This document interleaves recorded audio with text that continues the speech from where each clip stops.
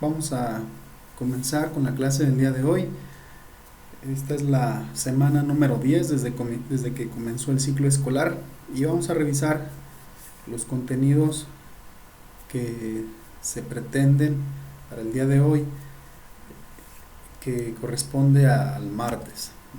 Entonces vamos a observar el contenido de esta clase.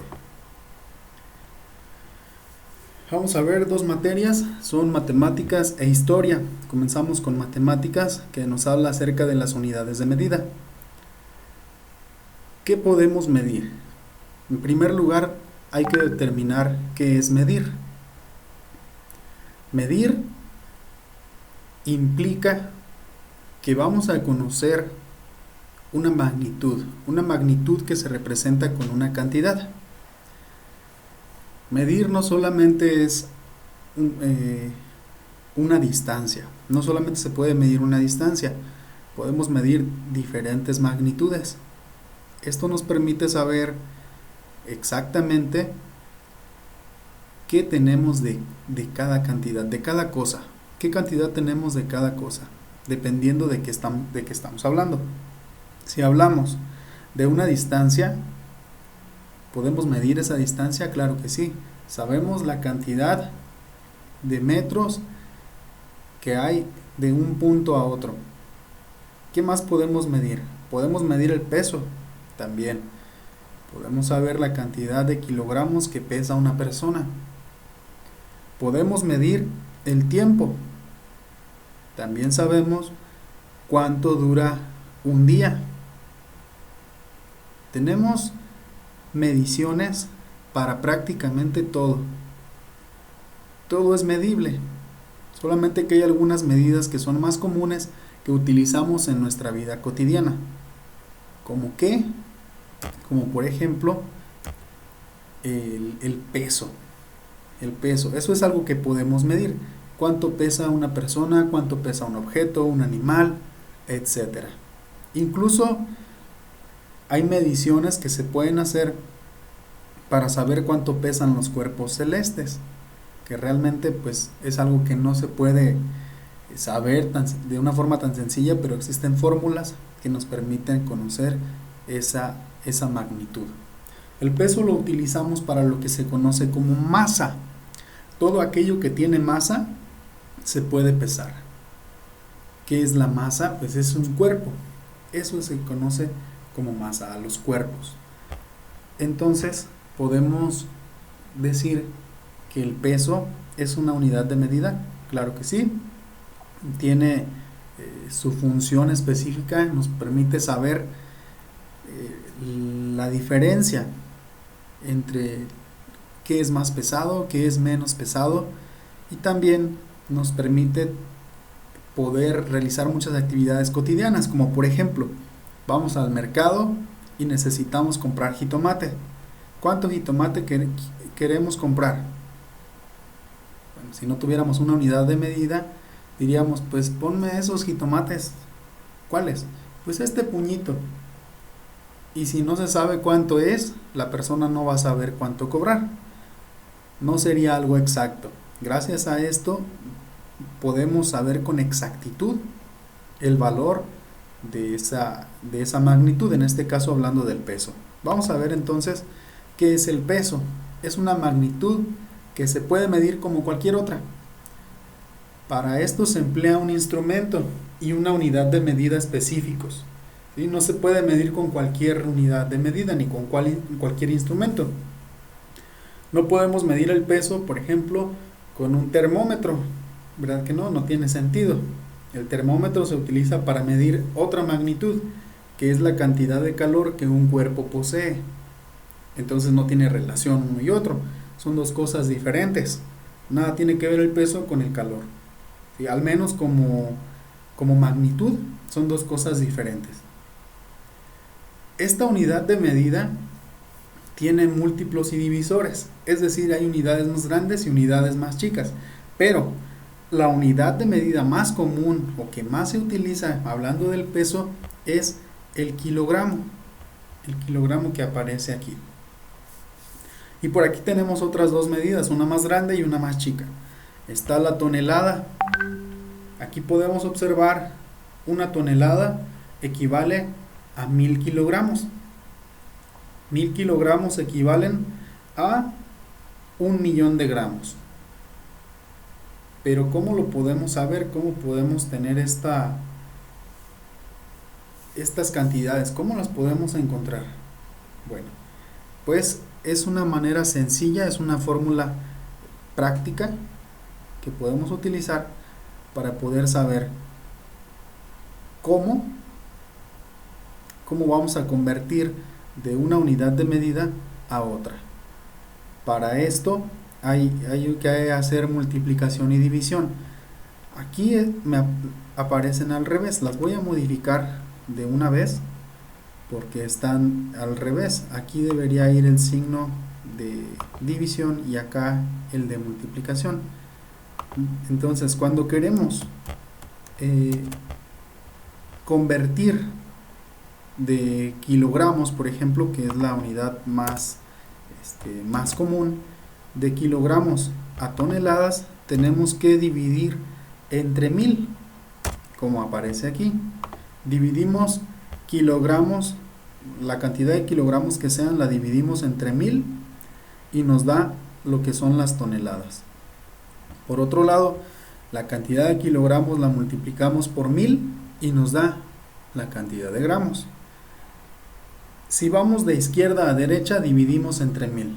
Si vamos de izquierda a derecha, multiplicamos por 1000. De derecha a izquierda, dividimos entre 1000.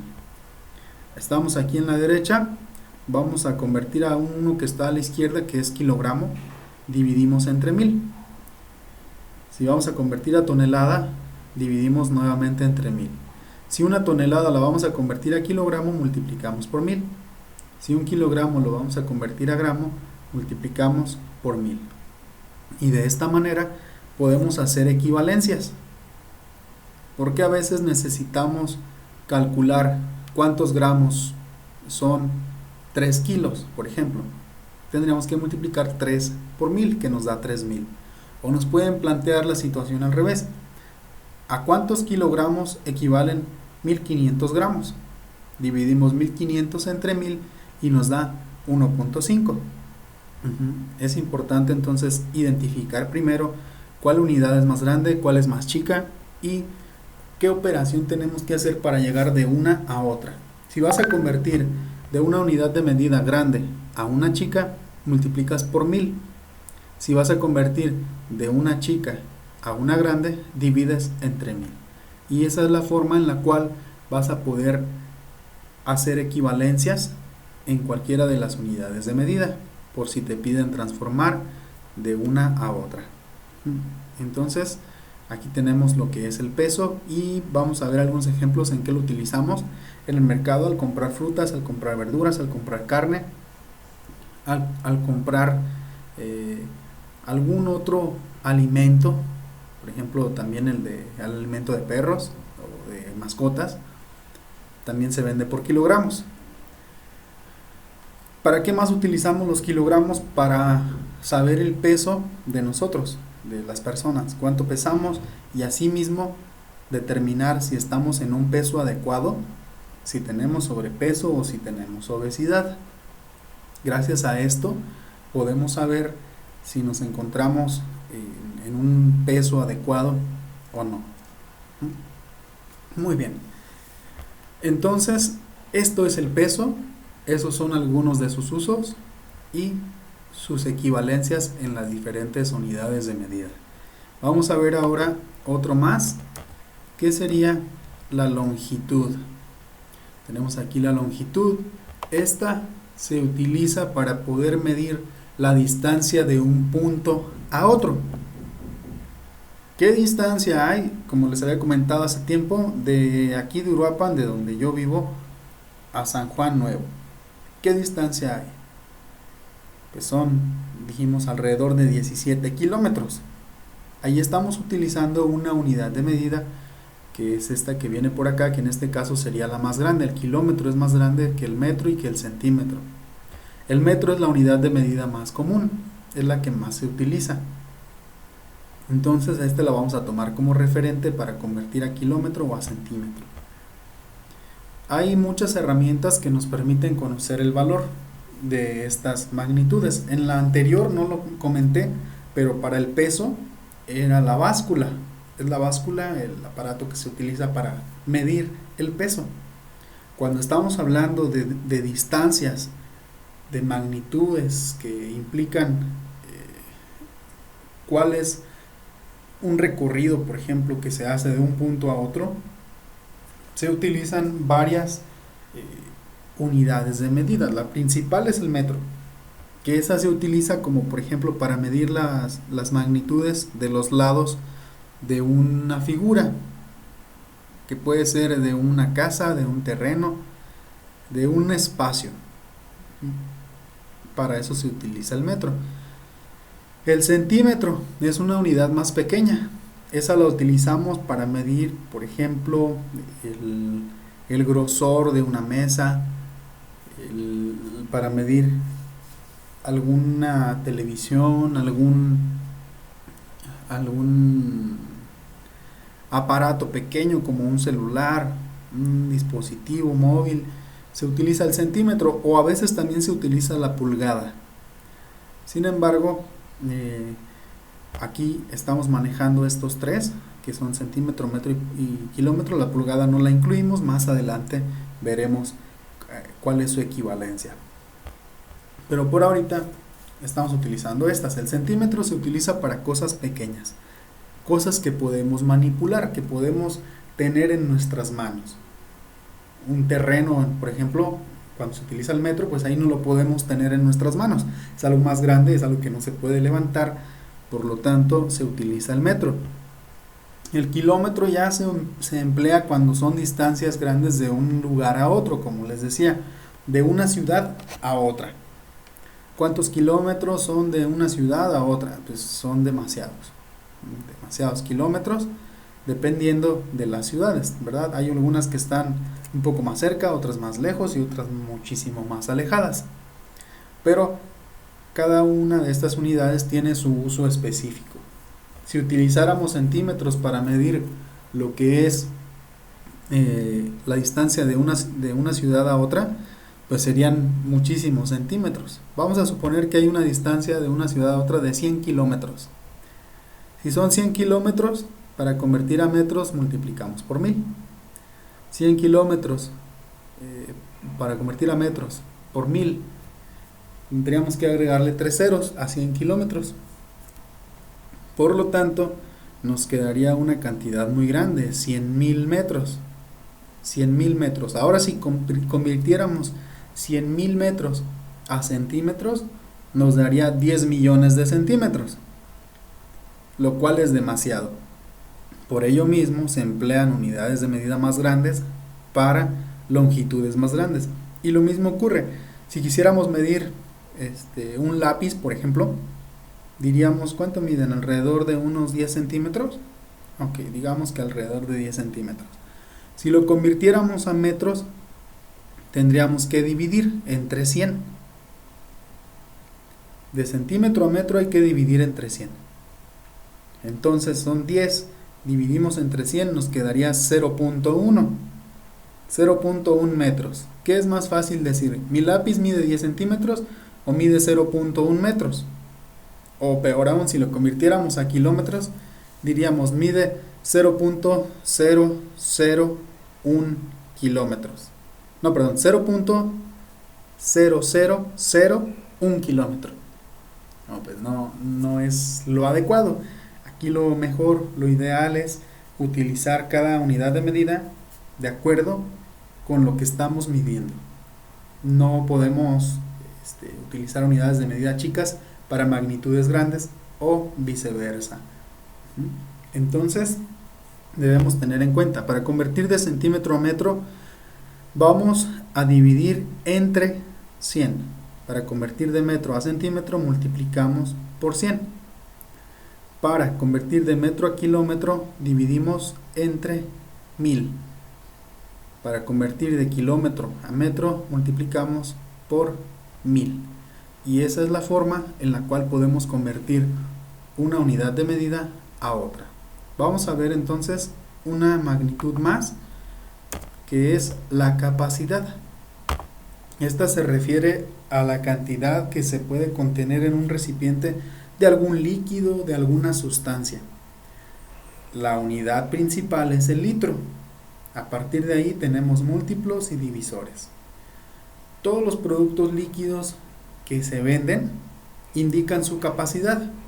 Un refresco te marca 1 litro, 1,5 litros, 3 litros, 2 litros. O incluso te lo marca también en mililitros, que es una milésima parte del litro. Serían 600 mililitros la más común. Entonces, aquí podemos encontrar 3 unidades de medida y cada una se utiliza como en la anterior para una situación específica. Utilizamos el mililitro, el litro y el kilolitro. Este no es muy común en la vida cotidiana, estos dos sí, son los más comunes. Tenemos que 1 kilolitro equivale a 1000 litros. 1000 litros equivalen a 1,000,000 de mililitros. Esas son las equivalencias.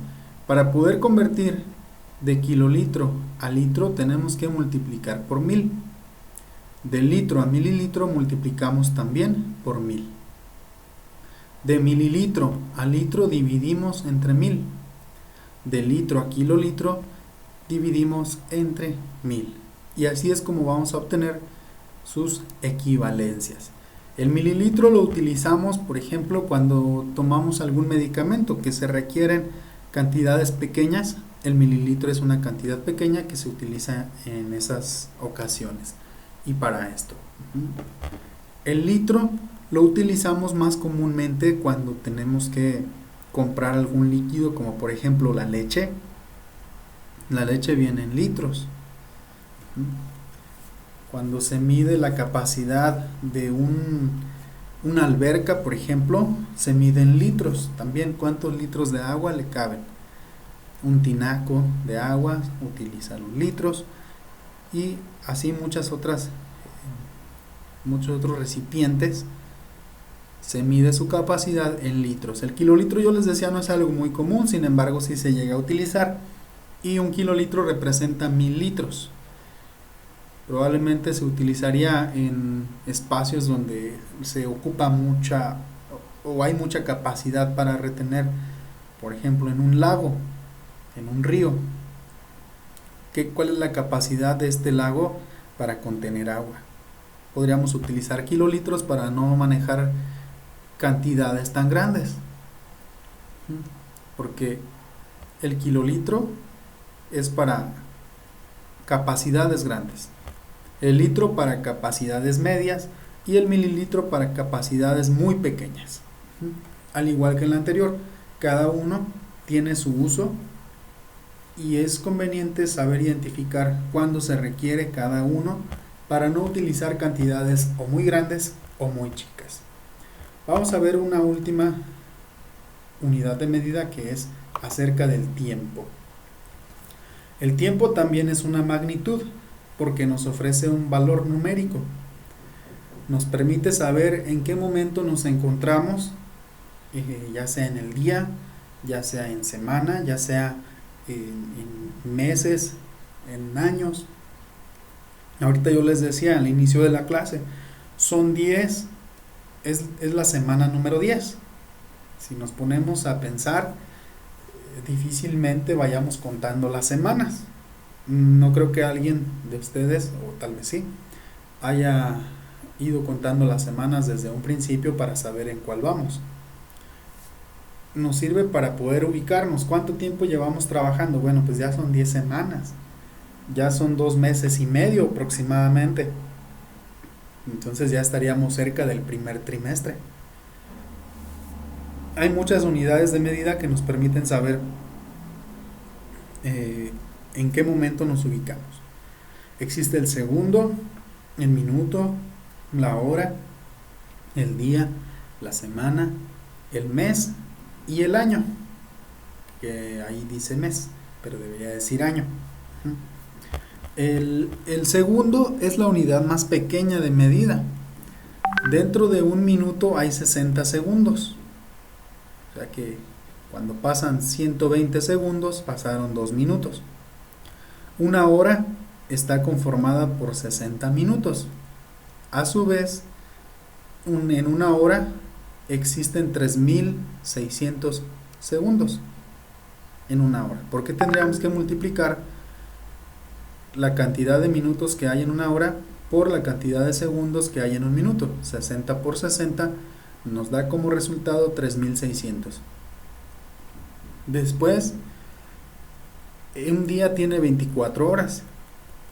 Para saber cuántos minutos hay en un día, tendríamos que multiplicar 60 por 24, lo cual nos daría un resultado pues considerable en cuanto a los segundos, perdón, en cuanto a los minutos hay en un día. Tendríamos que, como les digo, utilizar, son puras fórmulas muy sencillas en las cuales vamos calculando a cuánto equivalen. Por ejemplo, el día de 24 horas por 60 segundos nos daría una cantidad de 1440 minutos. Ahora, si queremos saber cuántos segundos hay en un día, esos 1440 tendríamos que multiplicarlos por 60, nos daría 86.400. Asimismo, hay un conjunto de días que se llama semana y está conformado por 7. La semana tiene 7 días y cada día tiene 24 horas, cada hora 60 minutos y cada minuto 60 segundos. Podríamos calcular también cuántos segundos hay en una semana, cuántas horas, cuántos días, y asimismo con los meses. Un mes tiene 30 días aproximadamente, porque hay veces en los que el mes llega a tener 31 días o llega a tener 29 como en algunos casos, o 28. El año tarda 365 días, lo que se conoce como movimiento de traslación, que es algo que ya observamos en otra materia.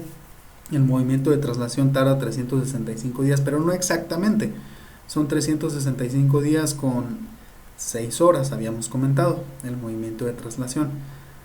Pero el año se considera que tarda 365 días. Muy bien.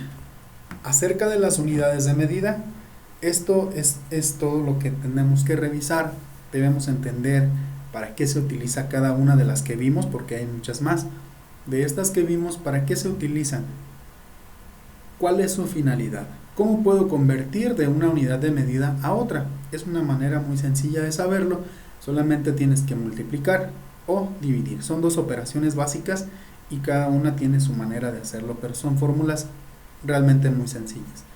Muy bien, con eso estamos terminando la clase de matemáticas. Pasaremos entonces a lo correspondiente a la clase de historia. El tema es acerca de los liberales y los conservadores. Por aquí en la imagen me gustó porque representa realmente lo que es ser liberal y ser conservador. En el primer lado de esta parte donde tenemos a esta persona, es un rostro, es como la cabeza de alguien, tenemos un cerebro gris, y del otro lado tenemos a otra persona con un cerebro colorido. Esta es una representación gráfica de lo que es ser conservador y ser liberal. El ser conservador sería como el cerebro gris y el liberal el de colores. Porque, ¿qué representa cada uno? El gris sería como algo que no cambia, porque el color gris es permanente, es fijo, es igual. No hay modificaciones en ninguna parte del cerebro, todo es gris. ¿A qué se refiere? A que quieren permanecer de una forma para siempre, no hacer algún cambio.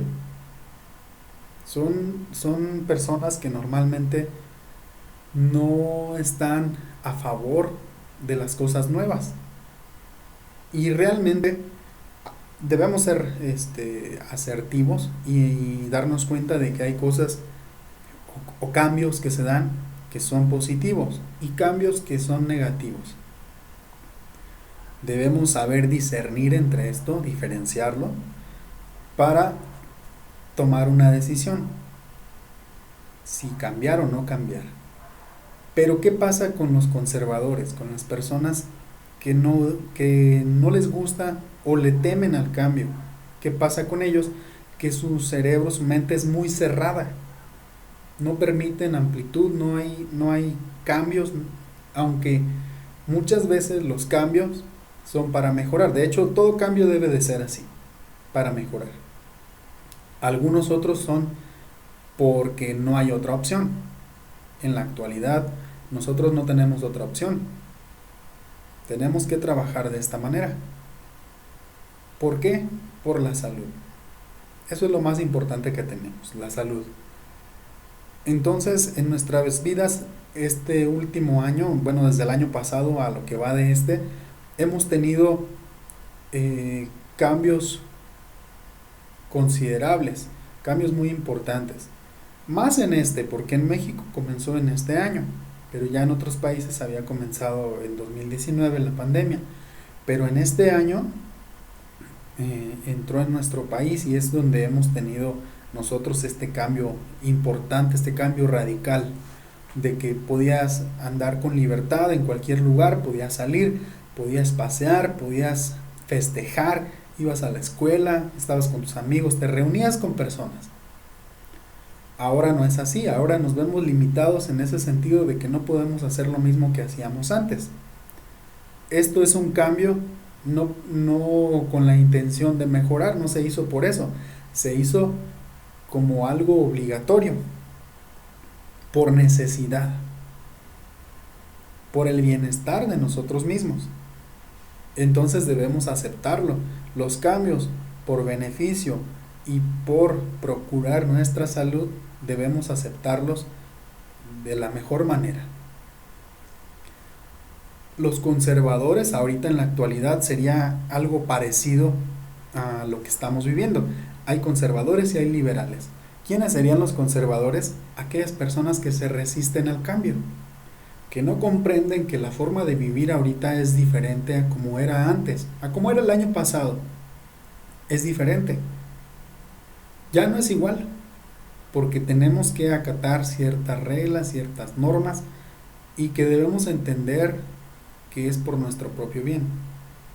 Aquellas personas que no lo entienden, que no lo ven así, y que quieren volver a la normalidad a como dé lugar, serían similares a los conservadores. Mente cerrada, que no aceptan el cambio. No se dan cuenta que dentro del cambio hay muchas cosas positivas que se pueden tomar. Tan solo díganme o piensen, imaginen algo que hayan aprendido que ustedes consideran que no aprenderían si no estuviéramos trabajando de esta manera. Debe haber algo, por lo menos una cosa, pero yo les aseguro que si se ponen a observar bien, son muchas cosas las que han cambiado. Tan solo para muchos maestros el manejar tecnología era algo difícil. Sin embargo, ha tocado que estemos en constante búsqueda de conocimiento, de información, que estemos actualizándonos en diferentes áreas, no solamente en el área tecnológica, sino también en el área metodológica, en la didáctica que nosotros utilizamos para dar nuestra clase. La didáctica son los métodos para enseñar. Entonces hemos modificado también esa estructura, porque todos los seres humanos tenemos estructuras mentales. Estas estructuras no nos dejan ir más allá de lo que siempre hacemos. Nosotros tenemos rutinas y son necesarias. No estoy diciendo que sean malas, pero a veces nos vamos al exceso en cuanto a estas rutinas que ni siquiera sabemos que las tenemos. Cuando nos vamos a un lugar, nos vamos siempre por donde mismo. Hay personas que se van por diferentes lugares para conocer, para explorar, para indagar, para ampliar el conocimiento, para conocer la ciudad o el lugar donde vives. Yo les he platicado que en ocasiones me ha tocado preguntarle a algunas personas, oye, ¿cómo se llama esta calle? Y no saben y viven ahí. ¿Por qué será? Pueden ser varias situaciones. Pero en fin, a lo que yo voy es que los conservadores tenían una mentalidad que no les permitía ver más allá. No pueden ver más allá de lo que está aquí. Lo que está aquí es lo que es y así tiene que ser. Por eso les pongo el ejemplo de ahorita. No, es que siempre ha sido así, todos salimos y todos hemos ido a fiestas, los niños han ido a la escuela, pues tiene que ser así, no puede ser de otra forma. ¿Por qué no? O sea, ¿qué es lo que te hace detenerte o qué es lo que te limita para entender el cambio? Abre tu mente, amplía tus horizontes y vas a ver que hay muchas oportunidades diferentes si lo haces. Hay mucho que aprender, como estamos trabajando ahora, hay mucho que conocer ahora que estamos encerrados, entre comillas encerrados, porque yo no lo considero un encierro, pero así es como se dice normalmente, encerrados con la familia. O sea, es algo que debemos disfrutar. Cuando tenemos esos momentos, a veces por irnos a otros lugares, a convivir con amigos o convivir con otros familiares, no nos damos el tiempo para la familia principal, ¿no? Que es conformada por papás e hijos, que eso es algo que ya se ha hecho en la actualidad. Los papás ya están, algunos siempre lo han hecho, pero a algunos otros les ha tocado ayudar a sus hijos con tareas, ayudarlos con lo que tienen que hacer.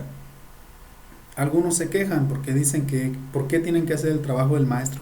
Realmente no es el trabajo del maestro, es trabajo de los papás estar al pendiente de los hijos. Eso siempre ha sido, solamente que no nos habíamos dado cuenta. Siempre ha sido responsabilidad del papá, de los dos, también del maestro, no estoy diciendo que no, pero el papá también siempre ha tenido esa responsabilidad que se ha dejado de lado. Algunos no, algunos siempre están al pendiente de sus hijos. ¿Qué hiciste, hijo? ¿Cómo te fue? ¿Cómo estás? ¿Cómo te sientes? Ven, vamos a platicar, te cuento yo lo que hice. O sea, debe de haber esa comunicación que es muy importante. O sea, nos ha cambiado en muchos sentidos. Y estos cambios hay quienes siguen resistiéndose y no pueden aceptarlo y quieren regresar a lo normal y que en algún momento se va a regresar, pero no es el momento indicado. Y si no se puede por ahora, pues hay que aceptar el cambio que tenemos aquí, hay que ampliar nuestra mente y ver todas las oportunidades que tenemos en esta situación. Los conservadores no querían hacer eso. Eran mente cerrada y no, tiene que ser así, y así, y así, y así, y no me van a cambiar nada. Así tienen que ser las cosas. Los liberales eran personas con un pensamiento lateral muy desarrollado, un pensamiento divergente, es como pensar diferente. Obviamente hay una diferencia entre pensar diferente para bien y pensar diferente cosas que no benefician en nada. Los liberales proponían cosas muy buenas en ese momento, pero los conservadores no querían que se hicieran, no querían el cambio definitivamente. Querían quedarse estancados donde siempre, querían que su mente siguiera cerrada, que no hubiera más avance, y los liberales no. Los liberales querían reconstruir, edificar nuevamente, modificar, hacer cambios. Los cambios siempre son necesarios. Si no hubiera cambios, si nunca hubiera existido el cambio de una forma de vivir a otra, o del conocimiento, de la forma de pensar, seguiríamos viviendo en cuevas, seguiríamos cazando, seguiríamos viviendo como animales. Por ello mismo el cambio es tan importante, y fue así en este periodo de nuestra historia, donde los liberales y conservadores tuvieron su lucha. Fue así que los liberales pudieron ganar, y gracias a esto hemos tenido una manera diferente de vivir en nuestro país. Vamos a ver cuáles eran las características de estos dos grupos. En 1857, el 5 de febrero, se promulgó la Constitución, la primera, la que tenemos como base en la actualidad, porque más adelante hubo otra. Esta Constitución tenía parámetros liberales, es lo que marcaba. Estaba orientada hacia políticas liberales, no a lo conservador. Ya no lo querían. también se intentaba aplicar en ese tiempo las leyes de reforma. Estas buscaban quitar o disminuir de alguna manera la influencia de la iglesia, porque la iglesia era quien tenía el control de prácticamente todo. Y eso lo podemos ver incluso en películas viejas, películas de, bueno, no viejas, o sea, pueden ser nuevas las películas, pero que hablan de tiempos de hace muchos años, donde había reyes, donde hay guerras y todo esto. Bueno, déjenme recordar alguna. Ahorita no puedo pensar en alguna, pero me acuerdo de la serie de Vikingos en la cual había en Inglaterra y en países de Europa, principalmente en Inglaterra, en conflicto con los vikingos, había reyes en Inglaterra, pero estos reyes no eran quienes tomaban toda la decisión por sí mismos. Había una influencia muy grande por parte de los sacerdotes, del clero. Ellos tenían poder. ¿Quiénes eran las clases sociales altas? Los del ejército, los reyes, la nobleza obviamente, y también la iglesia. La iglesia siempre ha tenido una riqueza, pero exagerada. En la actualidad, la iglesia es una economía tan potente que si lo quisiera la iglesia, si quisiera hacer un bien para la humanidad, acabaría con toda la pobreza del mundo. Podría donar cantidades muy grandes de dinero para que todas las personas que son pobres dejaran de serlo, para que todas las personas que mueren de hambre dejaran de hacerlo, para que todas las personas que no tienen hogar tuvieran uno, pero no lo hacen. Y aún así, si la iglesia acabara con la pobreza del mundo, seguirían siendo millonarios. O sea, tanta es la riqueza que tienen porque siempre han tenido poder. En esta época, los liberales querían quitar a la iglesia. Es decir, son algo distinto, son cosas separadas. La política es una cosa, la religión es otra cosa. No tienen nada que ver. Tienen que quedar separados y no influir en las decisiones para el país. Los conservadores obviamente no querían ese cambio, por dos cosas. Una, tenían su mente cerrada. Otra, ellos iban a perder privilegios, porque quienes pertenecían también a los grupos conservadores, pues principalmente sacerdotes, políticos, o sea, gente también del ejército, que se iban a ver perjudicados si se quitaba este poder a la iglesia. Si se hacía un cambio, iban a perjudicarse de alguna manera. Por ello mismo no querían. Entonces estos conservadores iniciaron un levantamiento contra el gobierno liberal y hubo un enfrentamiento, hubo una guerra, incluso la guerra de reforma que se dio a cabo entre estos dos grupos, liberales y conservadores. Pero ¿cuáles eran propiamente así sus intereses? Conservadores, establecer una monarquía tal y como se ha venido manejando desde antes. Dijeron, España ha tenido una monarquía desde que nos invadieron aquí y es su forma de gobierno, pues nosotros hay que tener una monarquía, no hay que cambiarle. ¿Para qué le cambiamos? No, y no se cambia. Como les decía, no pueden ver más allá. Entonces hasta ahí querían quedarse. Otros decían, los otros, pues el otro grupo, los liberales, querían establecer una república federal. La república federal tiene cosas a favor, a diferencia de la monarquía. La monarquía, ahí las personas no tienen los mismos derechos.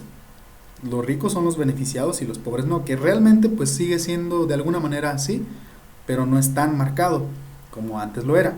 Establecer una república federal era en ese tiempo darle a la gente poder, darle a la gente o hacerle entender que son importantes, que no solamente los que están en puestos de poder son quienes tienen privilegios, no, ellos querían demostrar que todas las personas tienen valor y que deben de hacer valer su voto, porque la república implica democracia.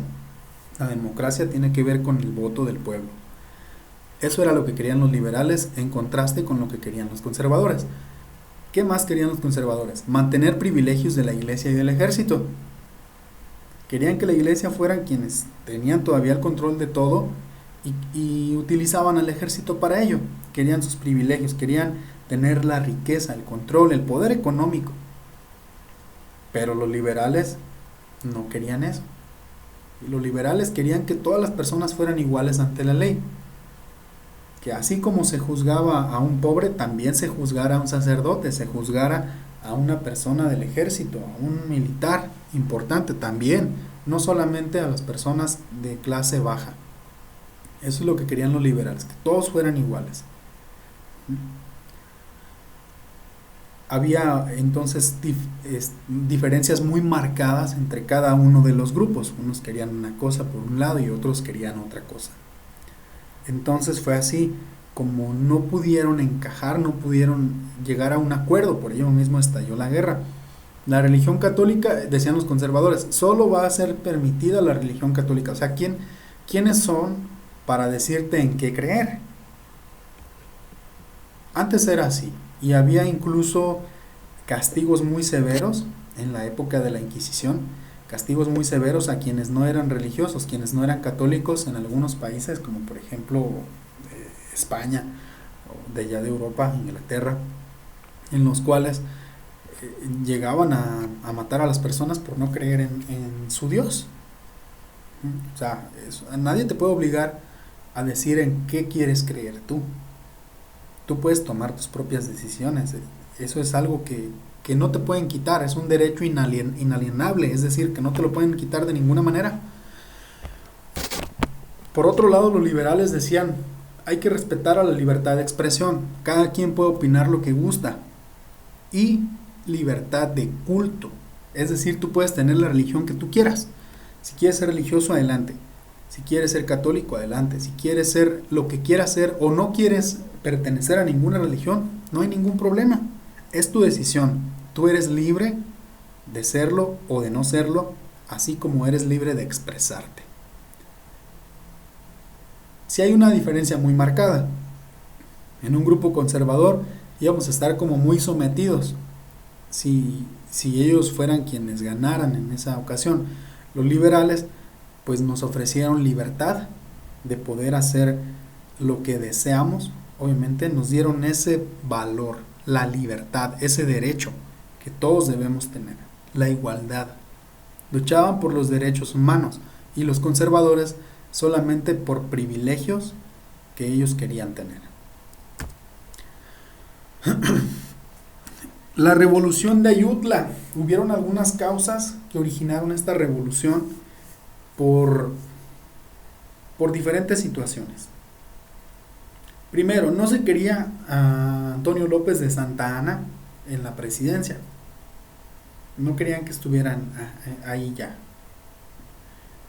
También estaban rechazando, o algo que ocurrió que generó un desacuerdo, que generó un inconveniente, fue la venta del territorio de la Mesilla. Se lo vendieron a Estados Unidos, prácticamente regalado, así como todo lo demás, la mayor parte del territorio que se vendió, pues fue robada prácticamente. Entonces eso desató desacuerdos, inconformidades de muchos grupos, y también establecieron impuestos absurdos, impuestos como por ejemplo por mascotas. O sea, que ibas a pagar un impuesto por tener una mascota. Era un robo realmente pues sin conciencia. Ni siquiera había algún motivo, solamente la intención era quitar dinero. Porque pues, el país estaba pasando por situaciones complicadas económicamente, y en vez de buscar una manera de ayudar, querían ayudarse a sí mismos, recuperando dinero del pueblo. Y eso es algo pues obviamente que no se tiene que hacer. ¿Qué consecuencias hubo? Pues se elaboraron y aplicaron las leyes de reforma que estaban propuestas por grupos liberales que querían el cambio. Se estableció la nueva constitución que habíamos mencionado en ese tiempo, el 5 de febrero, que se buscaba, o decíamos que tenía tendencias liberales. Se buscaba hacer un cambio. Se dio la guerra de reforma, o guerra de 3 años, en la cual se enfrentaron estos dos grupos con la intención de quedar en el poder alguno de ellos. Afortunadamente, pues ganaron los liberales y ellos fueron quienes encabezaron el gobierno. Fue entonces cuando promulgaron esta constitución y también las leyes de reforma, y ahí definitivamente le quitaron el poder a la iglesia. Se separó la iglesia del Estado a partir de ahí, y ya ahorita en la actualidad pues ya no tienen relación. Que si ustedes han visto, pues muchos presidentes hablan de religión y hablan de Dios, hablan de cosas que tienen que ver con la religión. Esto lo hacen, sin embargo, pues no hay una relación directa, como decir tal obispo, tal sacerdote le da indicaciones al presidente de la República. No es así, ya están completamente separados. Obviamente pues la religión católica, la iglesia tiene mucha fuerza, es la que más hay en México, hay en nuestro país, pero ya no hay relación con ya no tiene relación con el Estado. Muy bien. Ya por último, para finalizar, tenemos aquí a dos personajes importantes que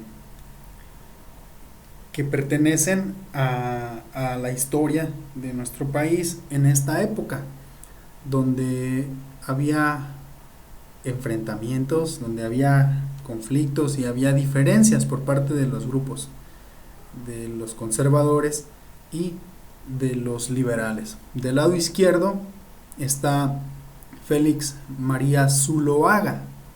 Él se llama así, Félix María Zuloaga. Se llamaba, pues porque ya no vive.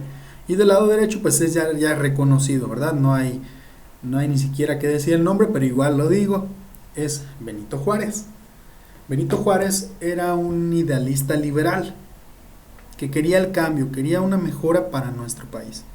Por el otro lado, Zuloaga, él era un conservador radical, quería continuar con lo mismo de antes. ¿Qué quería hacer él? Buscaba eliminar las leyes de reforma, no quería el cambio, así definitivamente decía, ¿por qué van a separar a la iglesia del Estado? La iglesia es la que tiene que tener el control, debe haber privilegios porque hay diferencias. Y oye, tranquilo, no es así, las cosas no son así. El Estado es una cosa muy diferente, debes darle libertad al pueblo, decía Benito Juárez. Defendía las leyes de reforma, él luchaba porque el pueblo fuera libre en todos los sentidos y porque hubiera igualdad, que no hubiera esa diferencia. Por ejemplo, que él sí quería que hubiera, decía, defendía los privilegios de la iglesia y del ejército. Pues no está beneficiando para nada al pueblo, solamente a ciertos grupos de interés y no a toda la ciudad, a todo el país en general. Bien, él se encontraba, Zuloaga, tuvo su gobierno en la Ciudad de México, ahí fue donde gobernó, y por otro lado Benito Juárez gobernó en Veracruz, él tuvo ahí su sede. La guerra de reforma terminó pues cuando Benito Juárez, junto con los liberales, ganaron y afortunadamente pudieron establecer su política liberal, con cambios, con algo diferente que obviamente iba a beneficiar a nuestro país. Bien, pues fue todo por esta clase en cuanto a matemáticas e historia. Espero que no hayan quedado dudas. Nos vemos en la próxima clase. Hasta luego.